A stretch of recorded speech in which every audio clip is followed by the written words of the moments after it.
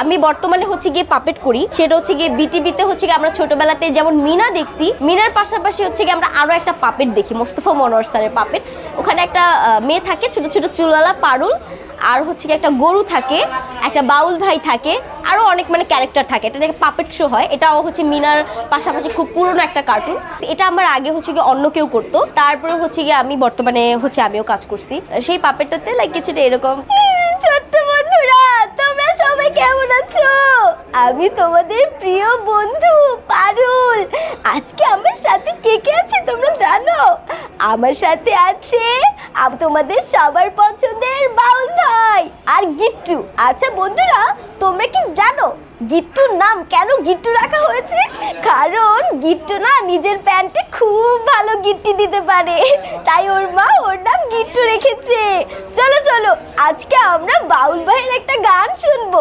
বাউল ভাই, একটা গান ধরো তো। তারপরে ওটাতে আরেকটা পাখির ক্যারেক্টার আছে। পারুল, তুমি ঠিক বলেছো। এই যে গিট্টু আর বাউল ভাই সারাদিন ঝগড়া করে।